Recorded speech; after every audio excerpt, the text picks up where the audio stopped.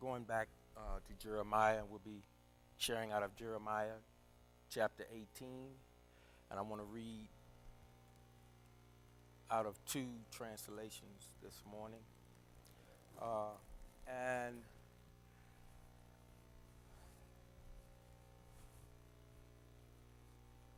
times like this, saints, is when we really need to focus in on what it is that he's saying, what it is that he's leading, guiding, and directing us to do, and purposing it in our hearts to follow as he leads. Give an ear. The word came to Jeremiah from the Lord, saying, "Arise and go down to the potter's house, and there I will cause thee to hear my words." Then I went down to the potter's house, and behold, he wrought a work on the wheels. And the vessel that he made of clay was marred in the hand of the potter.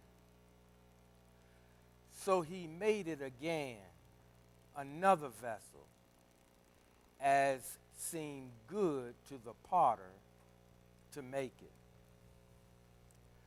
Then the word of the Lord came to me, saying, "O house of Israel, cannot I do with you as this potter? Saith the Lord, behold, as the clay is in the potter's hand, so are ye in my hand, O house of Israel. At what instant I shall speak concerning a nation and concerning a kingdom, to pluck up and to pull down and to destroy it. If that nation against whom I have pronounced turn from their evil, I will repent of the evil that I thought to do unto them. At what instant I shall speak concerning a nation and concerning a kingdom, to build and to plant in. If it do evil in my sight, that it obey not my voice, then I will repent of the good wherewith I said I would benefit them."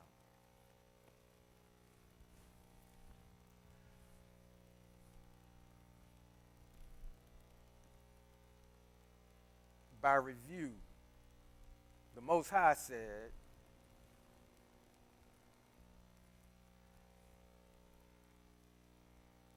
if we don't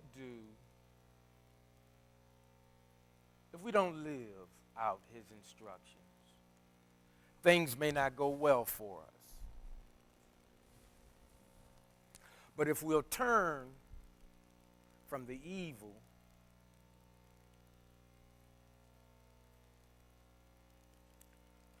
then he will relent. He will let up. And he won't perform the evil that you heard me read about that he had planned to bestow upon us. But by the same token, and this is really, really important that we get this, the good things, the blessings,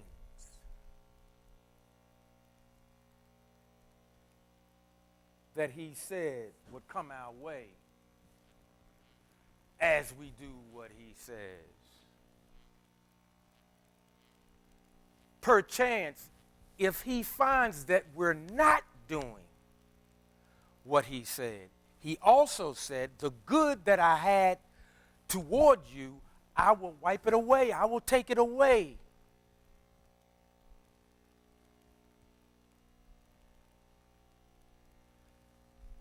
Does that make him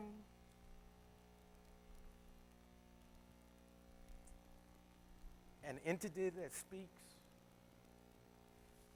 with a forked tongue? No. I want you to hear this same thing in another translation. Because, see, this is key. See, even after we make a decision, particularly those of us that consider ourselves believers,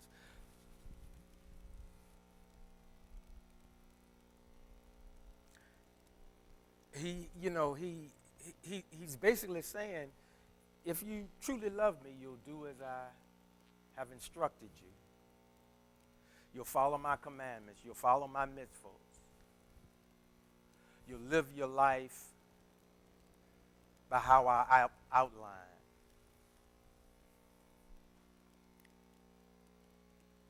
And right now, things are kind of chaotic for all of us. Right now, it looks like every situation is kind of being turned on its head. And most of it is from an economic situation. And, the question of the day is, what do we do? What do we do now? What do we do now? And I would say, and it is not easy, but the only thing I would say is, saints, let's do what he says. Let's do it his way. And let's keep in mind, he has an order to everything he does. Give an ear.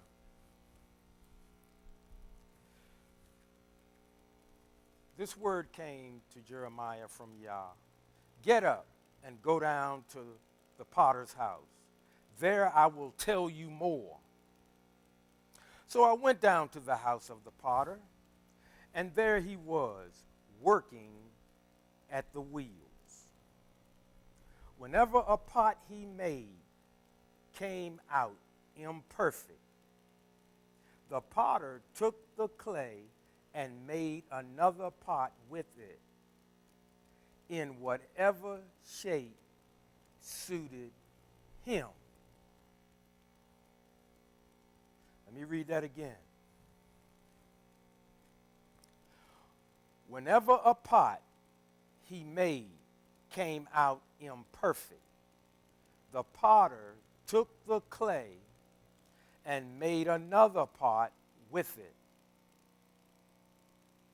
in whatever shape suited him, being the potter. Then came the word of Yah. Then the word of Yah came to me. House of Israel, that's us. Can I deal with you as the potter deals with his clay? Says Yah. He's asking us.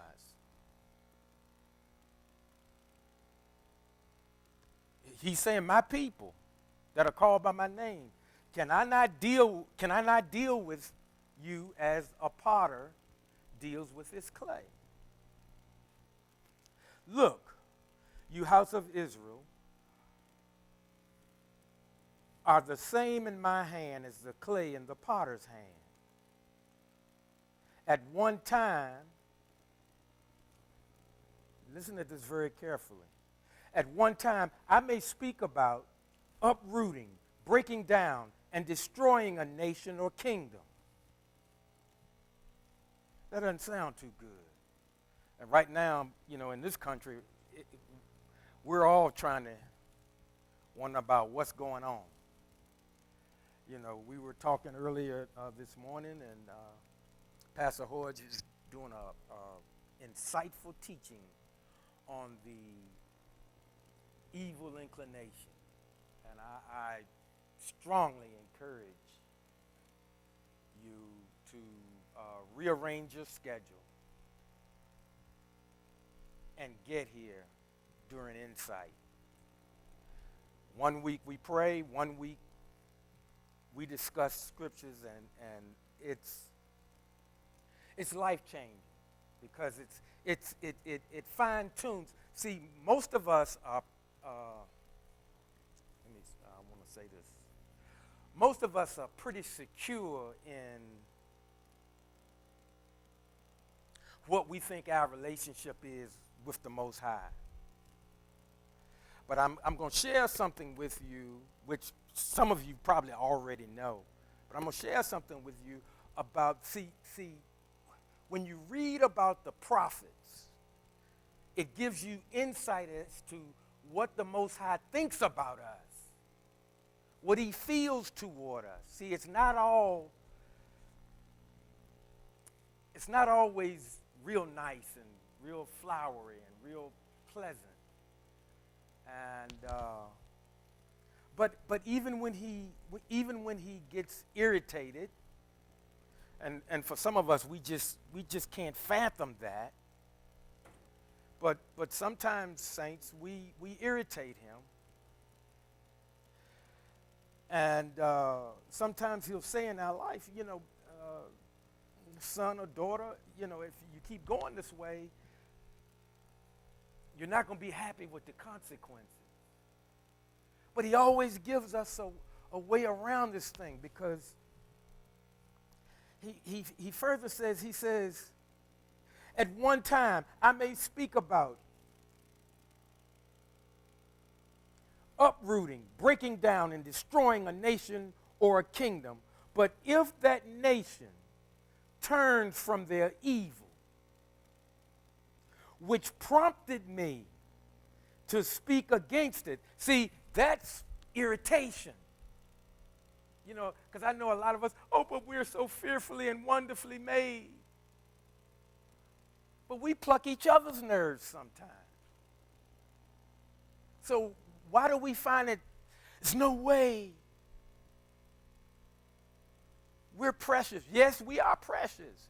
But sometimes the way we live displeases him. Maybe that's a nicer way. That's a church way of saying it.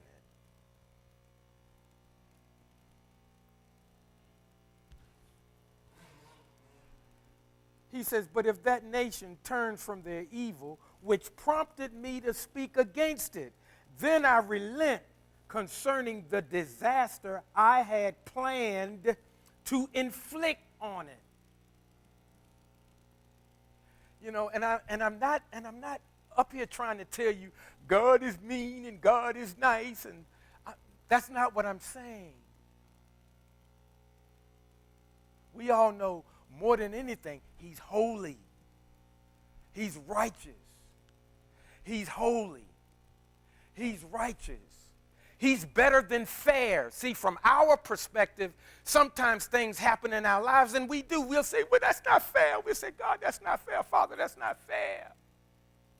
And from out of our intellect, it doesn't seem fair to us. But he's better than fair. And he's told us again, and I'll keep saying it until I turn purple, my thoughts are not your thoughts. My ways are not your ways. So why do we constantly think sometimes that, yes, we can have an effect on him? Because he told me. He said, Barry, if you keep sinning, I'm going to deal with you. But if you do right, I will bless you. And it's the same with everybody sitting in here. But that doesn't mean during the course of my life that I have not done things that probably plucked his nerves, if that were possible. And so if I go to places and all I hear about is how wonderful I am, I will tend to get the distorted view that just about everything I do is okay with God. Sometimes we forget who he is with the way we say things. He is not our partner. He's not our homeboy.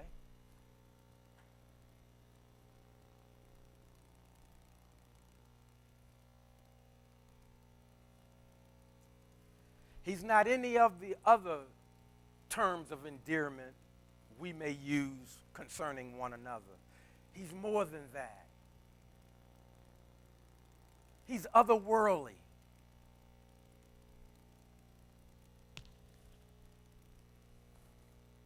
Mm. Mm. At one time, I may speak about uprooting, breaking down, and destroying a nation or kingdom.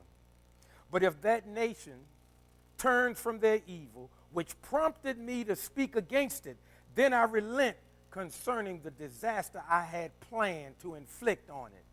Then he says, similarly, at another time, I may speak about building and planning a nation or kingdom. But if it behaves wickedly from my perspective and doesn't listen to what I say, then I change my mind and don't do the good I said I would do that would have helped it. So again, I'm saying this because we need to get a deeper perspective of what it is to serve the Most High. There's more to him than just somebody you go to get a blessing. Not saying that he doesn't bless. Of course he blesses. He's blessed us all that are sitting here breathing right now. You know, and we're not in a hospital or not at the morgue or whatever, or not getting prepared for burial today.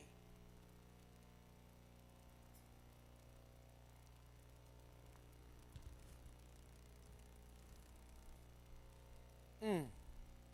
Mm. Mm. Similarly, at another time, I may speak about building and planning a nation or kingdom. But if it behaves wickedly he says, from his perspective. See, and sometimes because of some of the teachings that have gone on, we start to think that our perspective is somehow on par with his, and it is not. Nothing about us is on par with him. Let me say that again. Nothing about us is on par with him. And I know, save it. Didn't the Bible say, God say, let us make man in our image? Yes, it did. But again, my thoughts are not your thoughts. My ways are not your ways. As high as the heavens are above the earth are my thoughts and ways above yours. We are not on par with him. We are the created. He is the creator.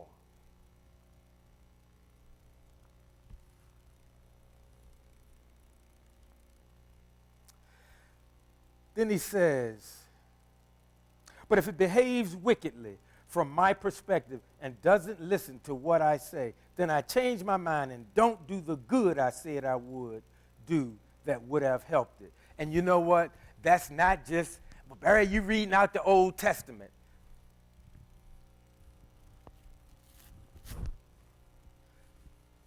What I just read to you still stands today. And it'll stand 100 years from now if he allows it.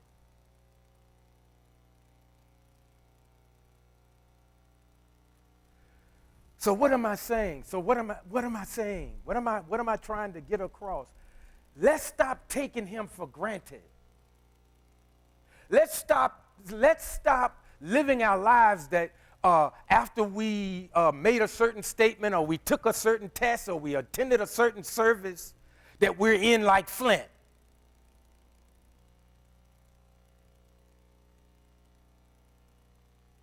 Let us not take him for granted. Let us not even take his mercies for granted. Let's stop taking one another for granted.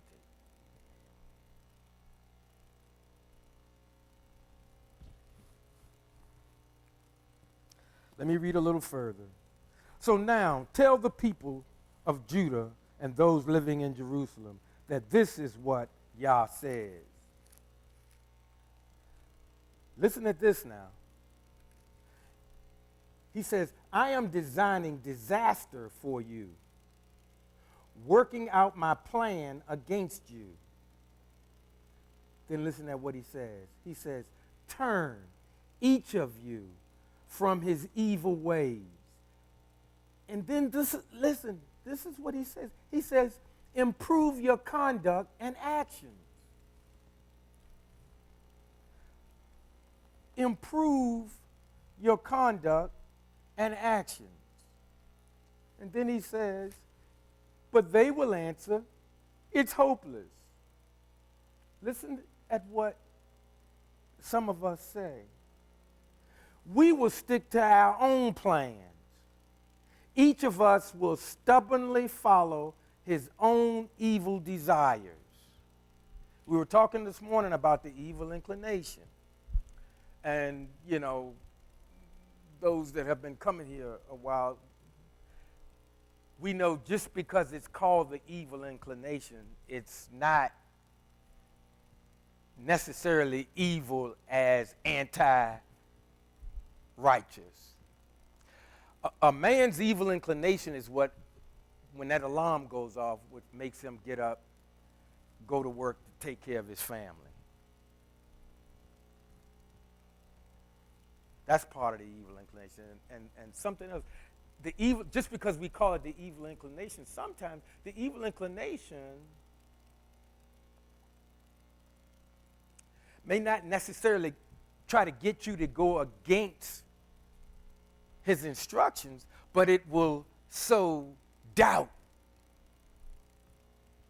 in your mind. Do I really have to do all of this? You know, when we first started going, learning from a Hebraic perspective, we were taught that there are two types of mindsets, Occidental and Oriental. And the Occidental mindset, which is what most of us in America have, is, well, I got to do that. And the Oriental mindset, and I'm not talking about a people, but the Oriental mindset says, what must I do? I'll say that again. In America, most people's mindset is, why I got to do that? Even if you're trying to help a person, if you give them something to do and it doesn't resonate with them, some of them will even tell you, I'm not doing that. And then some people will say, well, then if you know, I can't help you if you won't.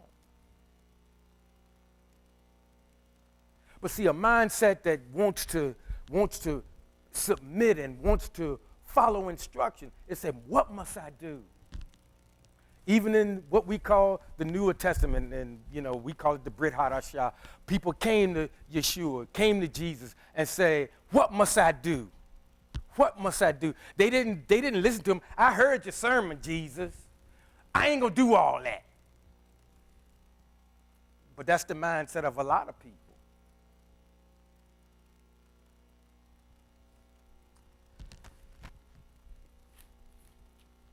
Saints, you know,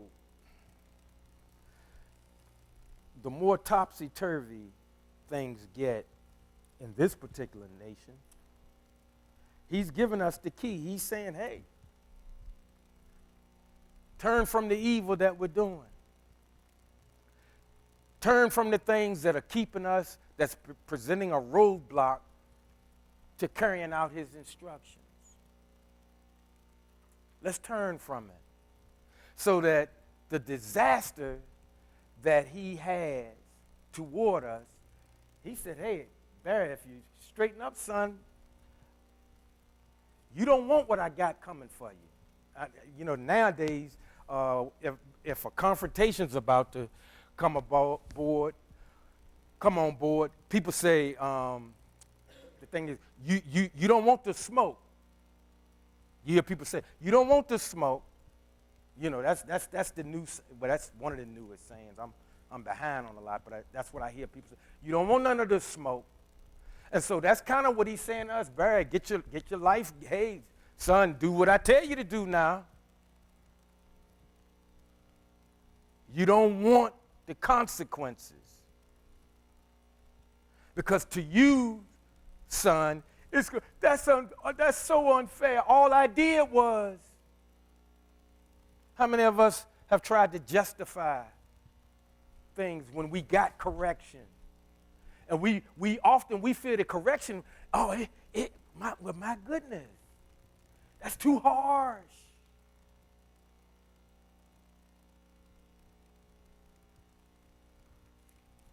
And then on the flip side, how many of us, by our evil things that we repeatedly do in our lives, had the good that he had coming toward us, have him diverted or put it on hold because of us wanting to go our own way rather than go his way? How many blessings have we had detour because of our actions? What did he tell them? He told them in that earlier verse, he said, turn each of you from his evil ways. Improve your conduct and actions. Again, he's telling us, straighten up. Straighten up. You know, regardless of what. And it's hard. It's hard to look at the news and things, and it doesn't matter if you're retired, you want to, you're hoping your retirement checks and stuff keep coming, and if you got a 401k, the last couple of days, that stock market has it's been in the toilet. But I will tell you this: don't get nervous and sell, because if you sell now, you're selling at a loss. So just hold it, just ride the wave a little bit, and that's not financial advice, but I'm just saying things are crazy, and everybody says, "Well, what do I do? What do I do? What do I do?" Well, for goodness sake, saints, do not stick your head in the sand. Don't do that. But then don't keep going back and forth. I made a $100 investment at 12, and at 12:30 I'm calling up, did I make any money? No, you didn't make any money yet. It's almost like this guy, Ron Popeil, used to sell that thing, set it and forget it. So if you invest, think long term. And so we're saying, so I'm saying to you as believers, what can we do? Well, let's get the evil out of our lives so that on our behalf, he'll turn things around in the country we live in. And right now, that's the U.S. We can affect it that way. So it really won't matter some of the things that they're trying to, it won't matter what the president or the Fed chair, Mr. Powell. It really won't matter what they do, because the economy you need to concern yourself with is your economy. Which is why, again, and I'm not going to ask anybody about those books, but I am going to say, please, people, be wise in your spending. I'm not telling you not to enjoy, but I'm saying, listen, as crazy as things are now, please be wise in financial matters. By us living in the system that we live in, we are always, every day, encouraged to spend money.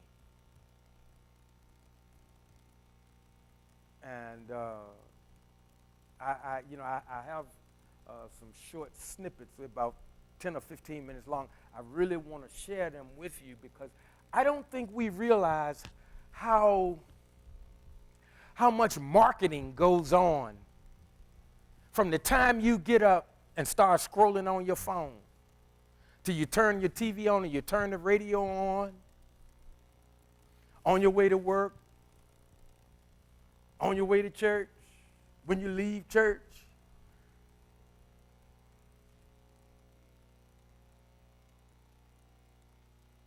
And people are saying, what do we do? What do we do? It's crazy out. It's crazy out. And, in all the calamity, and again, we know, not just the United States, but everywhere's got situations. And I believe the Most High is behind all of it. I do. I do. But he wants us all, but particularly his children. He wants us to turn from this stuff we're doing that don't nobody know about but you and him. Some of us doing stuff our spouses don't know. And I'm not talking about something super egregious. In his children's lives, for a lot of us, he's after a lot of,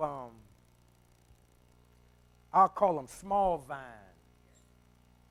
Little attitudes we got. Most of us, we don't cut the real crazy stuff out.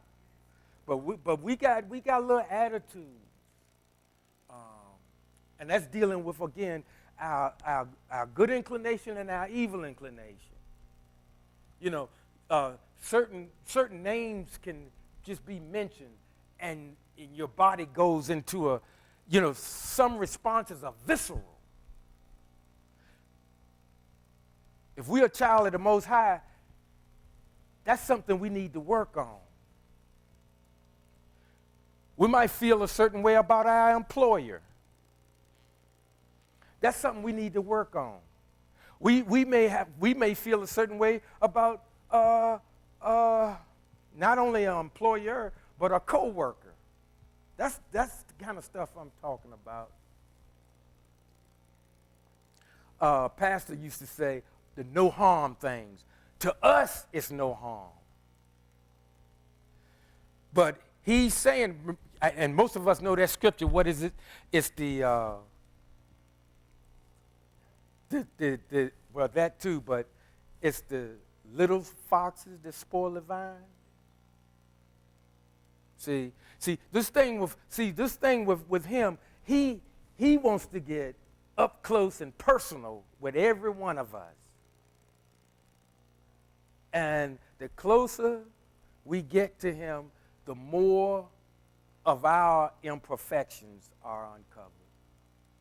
And that's a good thing. It's uncomfortable. It's uncomfortable.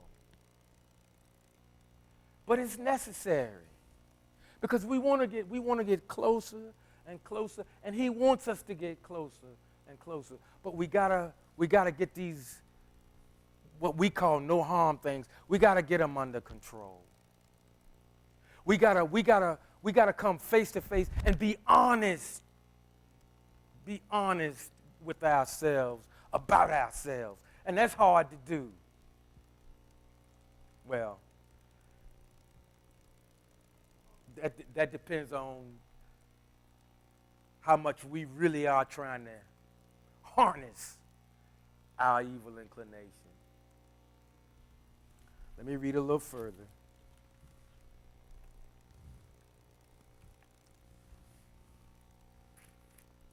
Then he says, but they will answer, it's hopeless. We will stick to our own plans. Each of us will stubbornly follow his own evil desires. Therefore, Yah says this, ask among the nations, who has heard anything like this? The virgin Israel has done a most horrible thing. Does the snow of Lebanon disappear from the mountains' crags? Do the cold waters of foreign lands ever run dry? No. But listen at what he says. And he's talking about us. He says, no, but my people have forgotten me and offer incense to nothings. The nothings are the philosophies that men like to pontificate about in their groups as they pat themselves on the back and congratulate each other and give themselves awards, and they have them rubber chicken dinners. And ladies do it too. But that's where they get it from. You see, man begins to give his mindset, his thoughts, his outlook on things. And he wishes to set the teachings and instructions to the side. Some do it for monetary gain. Some do it for power. Some do it for prestige.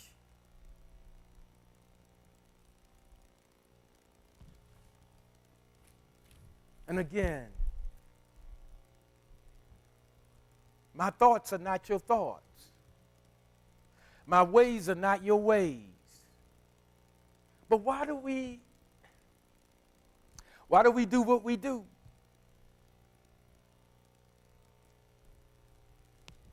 Let me read a little more. No, but my people have forgotten me and offer incense to nothings. This causes them to stumble as they walk the ancient paths. They leave the highway to walk on side trails.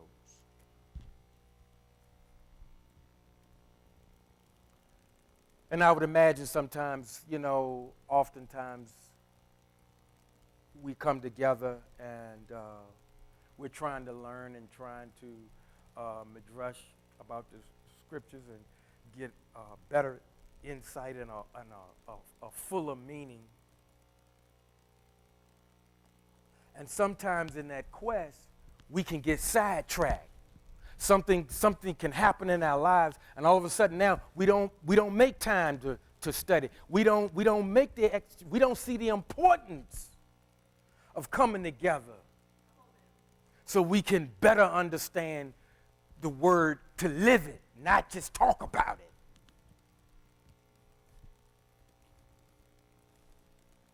And see that thing, that distraction.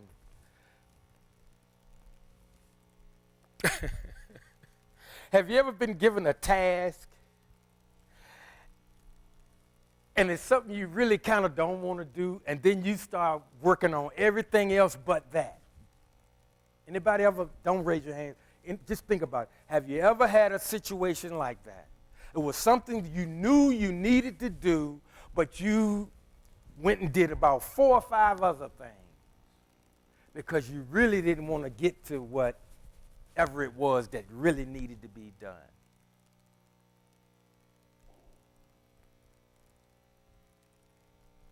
And he's saying, hey,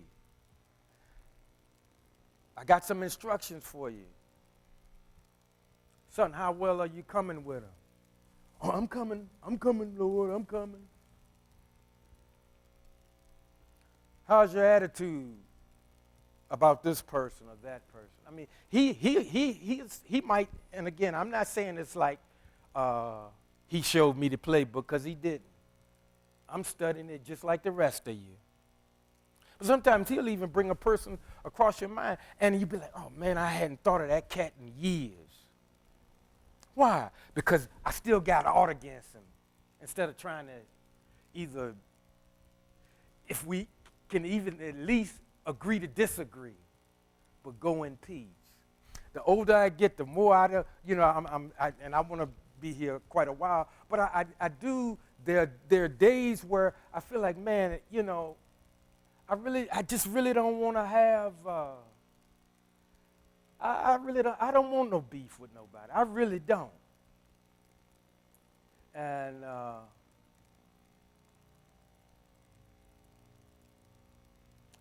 it's sometimes it's worth you making the call, even if that person was the offender. But you get to a place, and again, it's not that you're trying to be some super, as I like to call it, some super Christian. That's not what it is. It's that you realize, man, when I leave here, you just want to be at peace.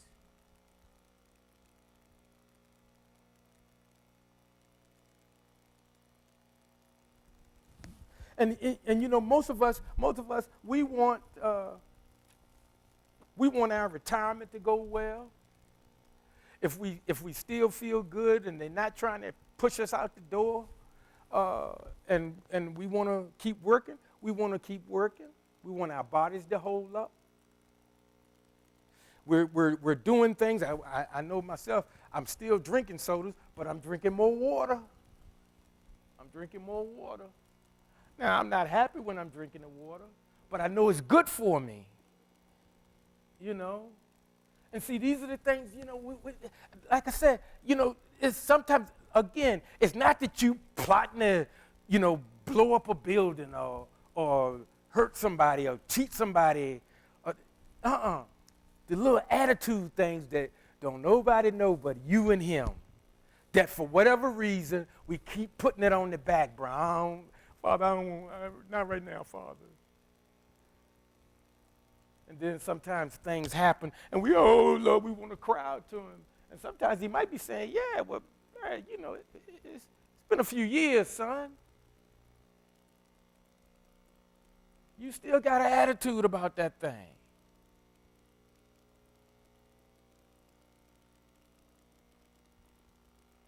And, you know, those of you that have been coming here a while, remember, Pastor used to teach a lot of times. He says, listen, don't let anything or anybody cause you to miss being with him in the end.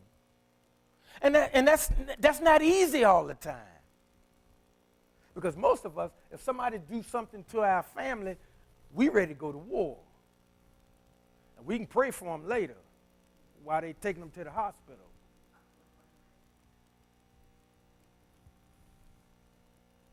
But you know, you don't like to see people taken advantage of. You don't like to see people deceived, manipulated. But still, even with that, we gotta learn how. I gotta give it over to you. Help me with this thing.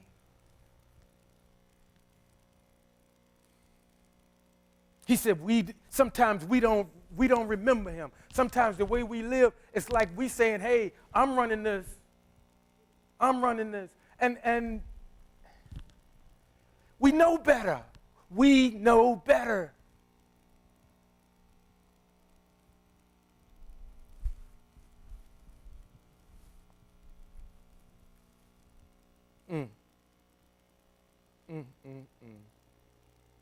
Then he said, thus, they make their land an object of horror and ongoing ridicule.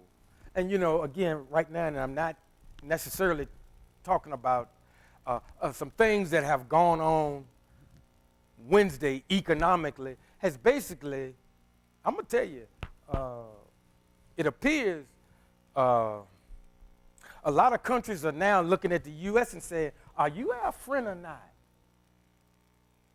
Because to them, they feel like the actions that were stated midweek, it's almost like we saying we ain't friends no more.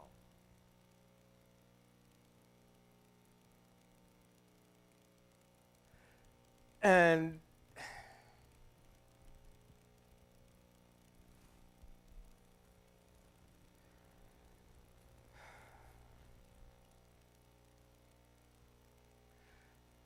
we say as believers, well, what can we do, Barry? What can we do? Again, we gotta get them little sins out of our life, so that when we come and say, Father, you know, I'd like to retire. I'd like for John and Mary to enjoy their retirement. I'd like for our portfolios to do well. All right, Barry. Get that little sin raking. Get in your garden and start raking. You know where they are. I'm telling you, saints, that's what we got to do. If we want things to get better for the country, we gotta get to work on ourselves. Not write a letter, not talk bad about leadership, not talk about how you personally feel about the person one way or another, whoever, whether you like them or don't. This is what he's telling us to do. And everybody else, everywhere else, they need to do the same thing if they want their situation to turn. He's told you, hey, if we cut this sin out, the destruction I got coming your way, it'll take a detour.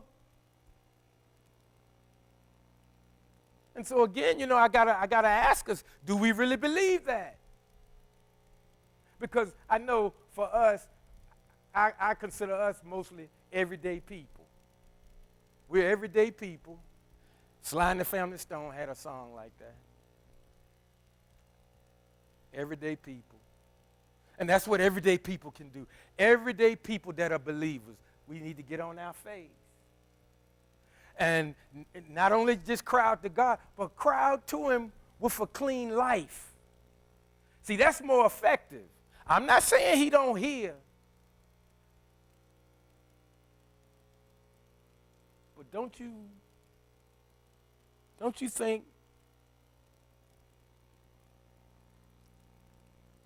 that he would be moved, maybe,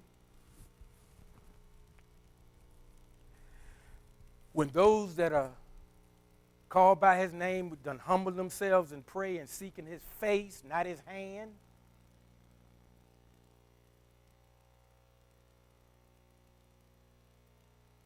And we're clean, and I'm not saying perfect.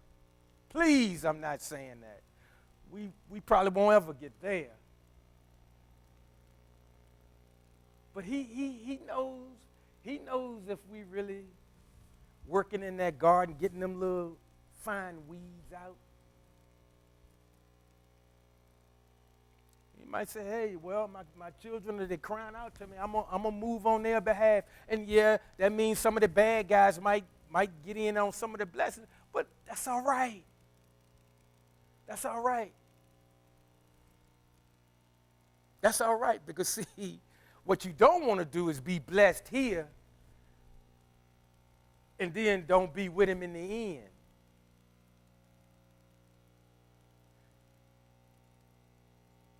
You don't want that. If you're at a point in your life where you're just like, I don't know what to do, ask him to show you, okay, Father, help me unlock those doors that I had locked, and put about 3 locks on it. Help me deal with that thing that still triggers me. Like, remember when Yeshua said, Father, I know you hear me when I pray. He didn't just say that off the cuff. He put in the work. And that's what we got to, see, we got to put in the work. We got to put in the work.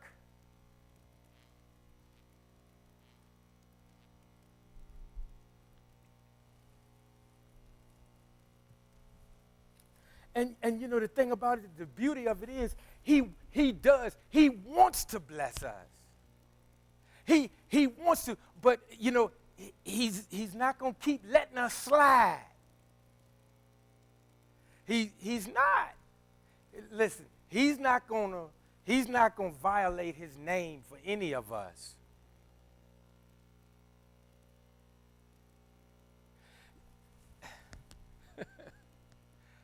He's not going to do that.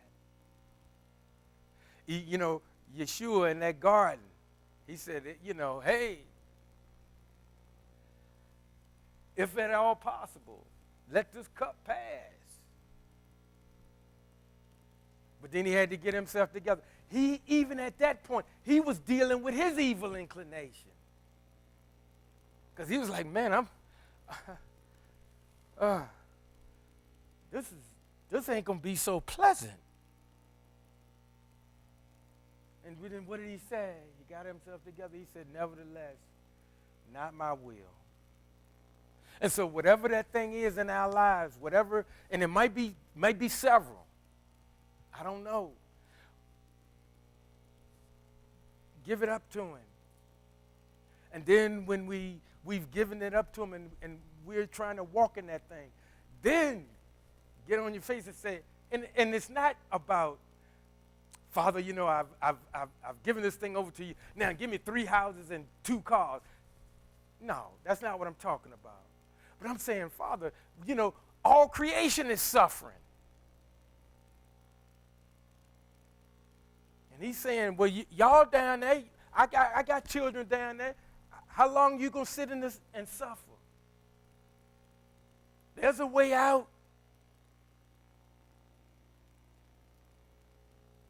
You know, and again, you know, get your feelings out the way.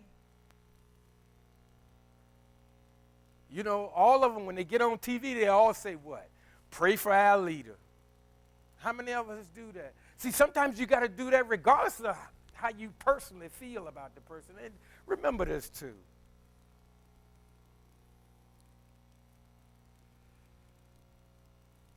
We only know what they show us on TV or you hear on the radio. And while I like to some degree, I like social media because it's a lot of good, accurate information on it. But a lot of stuff on there is sensationalism. But you all know that. You all know that better than I do. So sometimes, you know, things are reported a certain way to get a response out of you.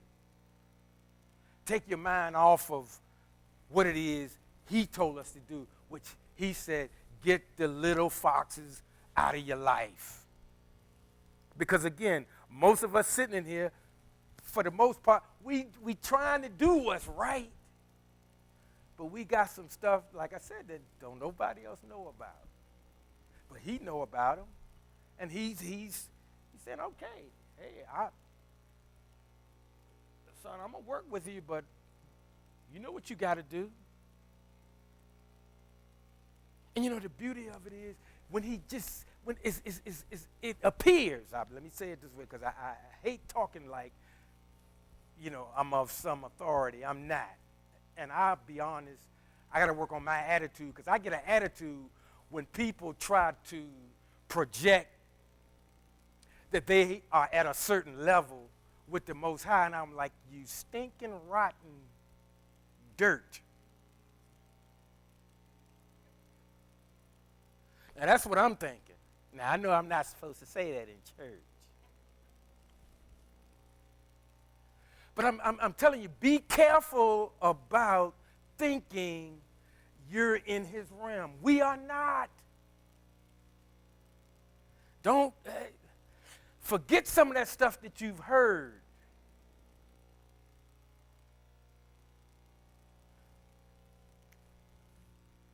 I'm not going to accuse anybody, but I'm going to tell you, some of the stuff we have heard has been something that built our evil inclination up. See, whatever you feed, there you go. Whatever you feed, that's what grows.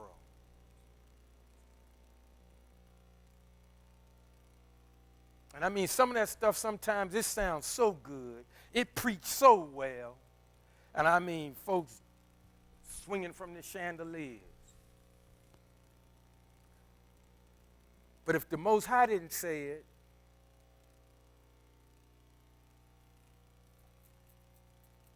and it don't come to pass, that don't make the Most High a storyteller. The person that conveyed that. And I don't care how many of his books, tapes, or whatever else CDs you bought.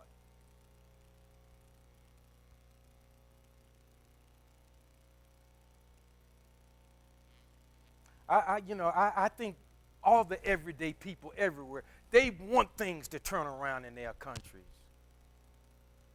And so what the believers got to do, we got to get to work. We got to put in the work, saints. And see, when we can come to him with clean hands, man, that's woo. And again, I'm not saying perfect because none of us, well, I know I'm not perfect. I'll just say that about myself. I'm not going to say that about you. I know I'm not perfect. But you know, when you really love him, and you do,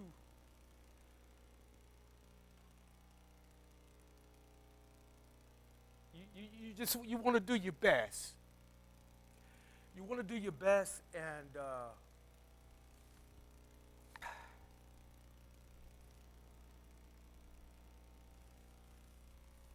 I believe, saints. I believe he'll reward our efforts. Now I'm not talking about, and we all know this.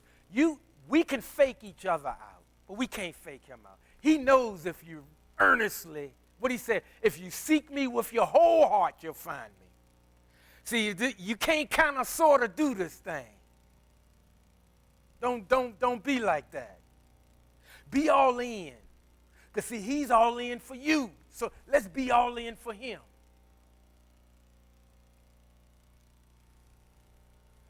Yes.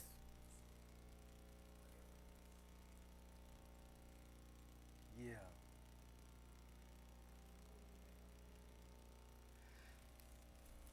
Yeah, okay, all right. I'll use myself as an example.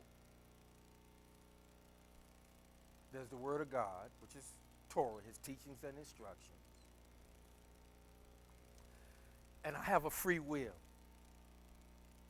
My free will, most of us think my free will is I can do whatever I want to do. Consider this. My free will is to obey Torah or not. That's what the free will is. But the way we've been taught, it's like, I'm here on earth, I can do whatever I want to do. Y'all said, what? My thoughts are not your thoughts. My ways are not your ways. When he said free will, the free will is to obey Torah or not. That's still a choice.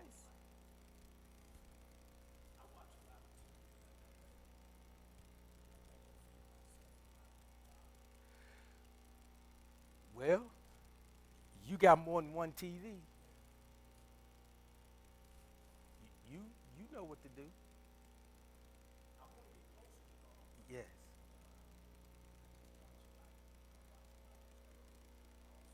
We watch a lot of television. Yes. We want to grow.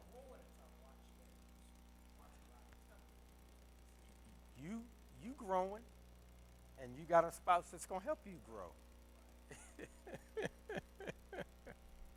So thank you. So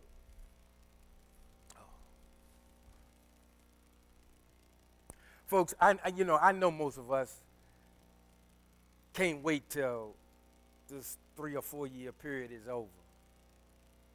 But we can affect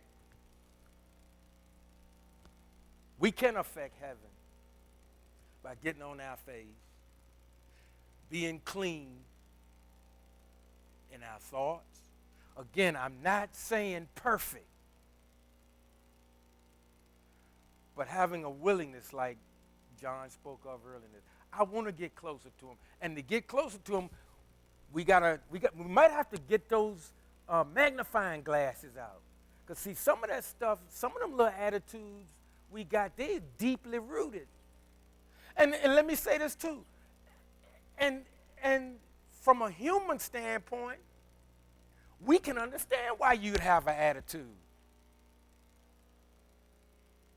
We can understand it. But again, his thoughts are not our thoughts. His ways are not our ways. He's telling us, listen, to divert the trouble that I got coming your way, Barry, get on your face. You insert your name in that. And then he says, the good that I got coming your way, it'll get to you, but if you start living wicked, it's going somewhere else. Or I'm just going to put it in a holding pattern.